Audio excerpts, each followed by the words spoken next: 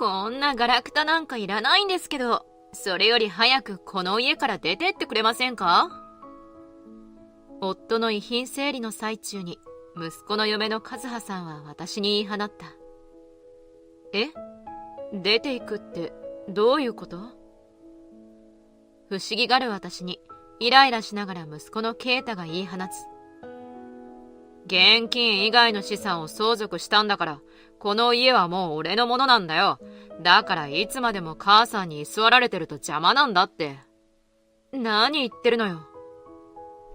驚く私に啓太はバカにしたように告げる。これだからバカな老人と話すのは疲れるんだよ。俺が現金以外を相続するって言ったのは、この家を相続するためなんだよ。そんなことにも気づかずに誓約書にサインした母さんはとんだ間抜けだよな。そして啓太はこの辺りの土地の値段が近年高騰していることを得意げに私に語った。現金資産なんかよりもこの家を手に入れた方がずっと得ってわけさ。バカな年寄りはこうやって俺たちのような賢い若者に搾取されていくんだよ。啓太の言葉に和葉さんも笑っている。私はため息をつきながら告げる。遺品がいらないって言うなら、あなたへの相続は何もないわよ。は？私の説明を聞いて、啓太と和葉さんは途端に青ざめていくのだった。私は清美、夫の国広と二人暮らしをしている。私たちには啓太という一人息子がいるが、数年前に結婚してすでに家を出ている。もともとあまり体が丈夫でなかった私は、息子が巣立った安心感からか寝込むことも多くなった。夫はそんな私を気遣って、私の負担が減るように積極的に家事を行ってくれていた。あなた、仕事もあるのにごめんなさいね。横になる私に夫は笑顔で答えてくれる。何言ってるんだよ。家族は助け合いが大事だろ。これくらい当たり前だよ。優しい夫に感謝しながら、私も体の調子がいい時は夫を支えようと力を尽くした。しかし、年齢には勝てないもので、時には私と夫二人が同時に体調が悪くなってしまうこともあった。先週末も二人で同時に風邪をひき、買い物もままならなくなって、息子に助けを求めたところだった。電話をかけると出たのは、啓太の奥さんの和葉さんだった。和葉さん、休みの日に申し訳ないんだけど、私たち二人とも風邪をひいてしまって、買い物にも行けない状態なの。飲み物と何か食べるものを買ってきてくれないかしら。すると和葉さんは迷惑そうな声を出す。はあ？風邪？いきなりそんなこと言われても困ります。私たちこれからショッピングの予定なんです。ショッピング。私が唖然としていると、啓太が電話に代わり出てくる。父さん母さん、二人揃って風邪ひいたって？そうなのよ。二人とも動けないから、啓太たちに助けに来てほしいの。しかし、息子は私たちに冷たく言い放つ。体調不良は自分たちの責任だろ。二人とももう年なんだから、体調管理くらいしっかりしてくれよ。そんなんだから老害って言われるんだぞ。老人は俺たち若者に迷惑かけないでくれよな。まさかの息子からの冷たい言葉に、私は何も言えずに電話を切った。思えば、啓太は昔から他人に冷たいところがあった。成長して少しは変わったと思ったが、まさか家族にもこんな風に冷たい言葉を投げかけるなんてと、私はショックを隠せなかった。啓太、なんだって？咳をしながら夫が尋ねる。夫にも電話でのやり取りを伝えると、彼は残念そうに、そうか、とつぶやいた。宅配サービスを利用して飲み物や食料を調達し、なんとかその場をしのいだ。体調は戻ったものの、このことは私たち夫婦が今後を考える大きなきっかけとなっていくのだった。清美、俺たちは自分たちの老後についてちゃんと備えておいた方が良さそうだな。夫が私に提案してくる。この様子だと何かあった時に息子夫婦たちには頼れないと思ったのだろう。私も夫と同じ気持ちだった。私と夫はそれからこれからの家のことや定年後の生活費のこと、介護が必要になった時やどちらかが一人になった時のことなど、子供に頼らずに生活できるよう綿密に計画を立てた。計画が整った後、私たちは息子夫婦にもこのことを伝えることにした。実家に呼び出された啓太と和葉さんは明らかに不機嫌そうだった。休みの日に呼び出しとか勘弁してくれよ。大事な話って何？夫が啓太に今後の私たち夫婦の老後の計画を説明しようとする。まず、どちらかが介護が必要になったら介護サービスを利用して。話し始めてすぐに啓太がストップをかける。ああ、はいはい。詳しいことは別に俺たちが聞かなくてもいいでしょ。俺たちはただ父さんと母さんに迷惑かけられなければどうでもいいから。迷惑をかけるつもりはないが、家族の今後のことだから二人にはしっかりと聞いていてほしい。夫が必死に訴えると、啓太と和葉さんはおとなしく座ったものの、夫が説明をしている間中スマホを眺めていて、夫の話は全く耳に入っていないようだった。以上が私と清美の計画だ。夫がそう言って一息つくと、和葉さんは伸びをしながらつぶやいた。はあ、やっと終わった。年寄りの話って長いのよね。啓太も和葉さんの言葉に同意する。それな。言いたいこと言って父さんも母さんもすっきりしたろ。もう俺たち帰っていいよな。そそくさと帰っていく息子夫婦を私と夫は苦笑しながら眺めた。予想はしていたことだが、啓太たちは老後の私たちをサポートする気は1ミリもないようだ。息子たちに同意を取ってからと思ったが、その必要すらないと悟った私と夫は早速老後の準備を始めた。準備は思いのほか大変で、すべてを終わらす頃には私も夫も疲れが溜まってぐったりしていた。弱っていたところにウイルスが入ったのか、夫はその後咳が止まらなくなり、寝込む日が続いた。その後もなかなか咳は収まらず、夫はついに呼吸困難で病院に運ばれ、緊急入院となってしまった。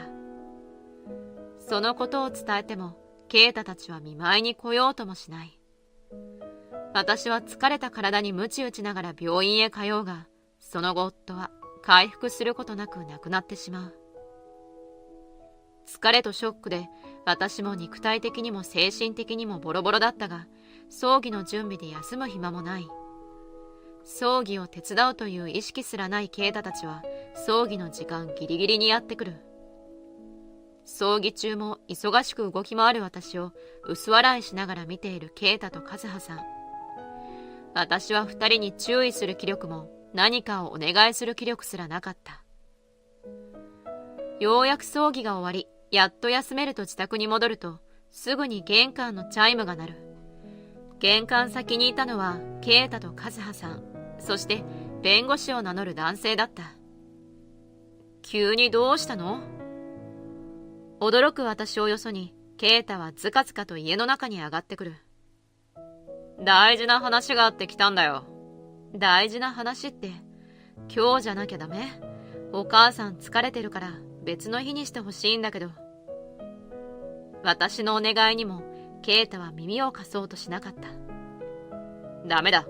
こういう話は早い方がいいんだ。それに、ここまで来たのに何度も足を運ぶのは面倒なんだよ。仕方なく啓太たち3人に座るよう促し、私も席に着く。話っていうのは相続のこと。母さん、父さんから何か聞いてない？遺言状あるのか？啓太と和葉さんが気にしていたのは夫の遺産のことだった。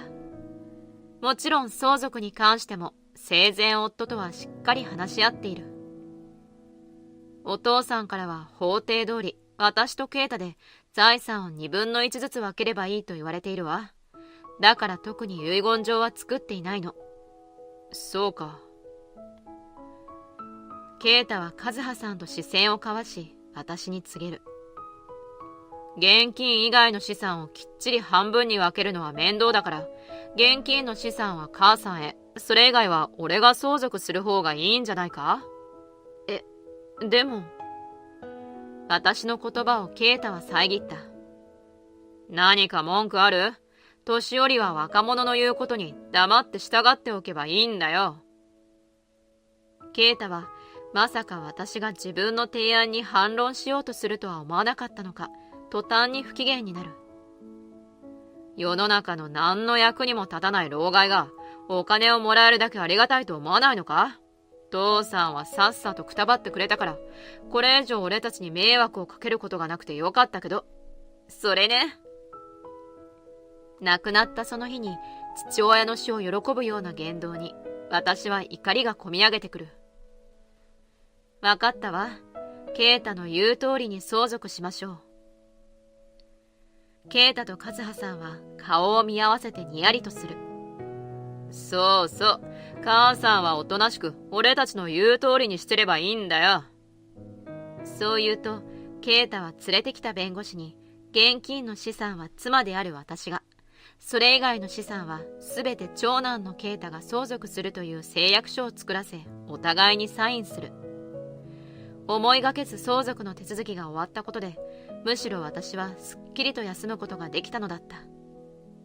その後、十分疲れを取ってから、夫の遺品の整理を始めるため、実家にケイタたち夫婦を呼び出した。今度はなんだよ。休みの日を何度も潰されたくないんだけど。しぶしぶと家にやってきたケイタと和葉さんは、来るなり不満を口に出す。私はそれを聞き流しながら遺品整理に取り掛かる。昔の写真を収めたアルバムや、初めてのデートで行った映画のチケット。眺めていると、夫との懐かしい思い出がこみ上げてくる。ケイタたちは、そんな私の様子を見て呆れている。なあ、俺たちそんなの見せられても全然楽しくないんだけど、思い出に浸るなら母さん一人でやってくれよ。暇な老人と違って、俺たちは忙しいんだよ。そうですよ。私たち、ここにいる意味あります？二人の言葉で私は現実に引き戻って要件を伝える。今日二人を呼び出したのは相続の件よ。現金以外の資産を相続するなら、遺品をもらう権利はケイタにあるんだから。私の言葉に和葉さんはバカにするように笑った。遺品？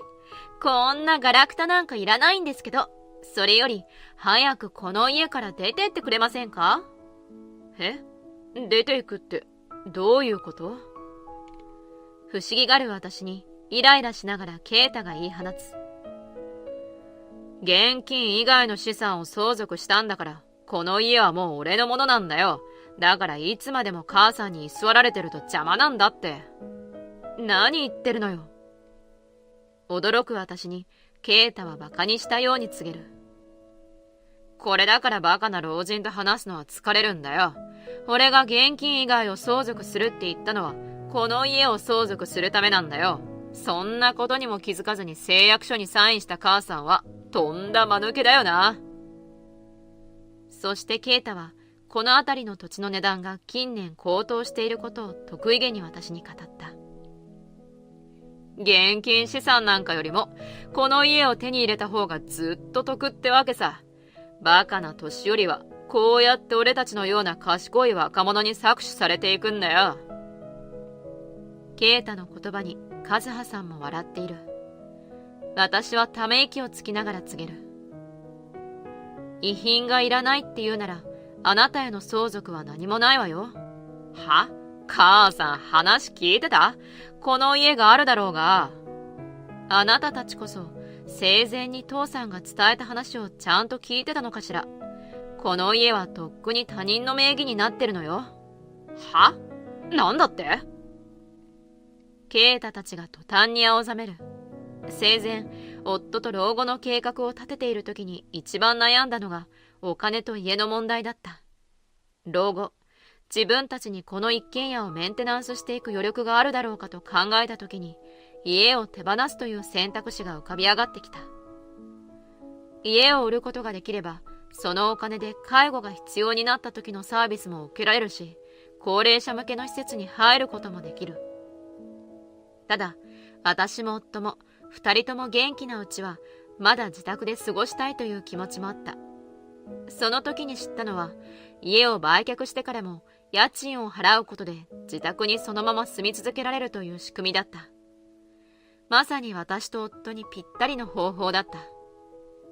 そのことも含めて啓太と和葉さんに報告をしたが、二人は夫の言葉を聞き流した。そのせいで実家がすでに人の手に渡っていることにも気づかなかった。自分たちの相続するものがないと知り、途端に啓太たちは慌て出す。そんな、家がないなら話は別だ。畜生、騙された。騙したなんて人聞きの悪い。ちゃんとお父さんは家を売却する説明もしたはずよ。聞いていなかったあなたたちが悪いわ。その時はそんな大事な話だとは思わなかったんだよ。あなたたちはいつもそう。私たちをバカな年寄り扱いして真剣に話を聞こうともしない。自分を育てた両親へ、そして自分よりも長い時間を生きてきた年長者への敬意がみじんも感じられないのよ。家が手に入らないショックで頭がいっぱいの啓太と和葉さんには、もはや私の説教も届いていないようだった。もうこの家を手放したって言うんだったら、売却した時の金があるだろ。それを半分くれよ。家族なんだから、それくらいしてくれたっていいだろ。あなたたちと相続の話をした時には、すでに売却のお金は現金資産として口座に入っていたの。だからここを売ったお金もすべて私が相続したわ。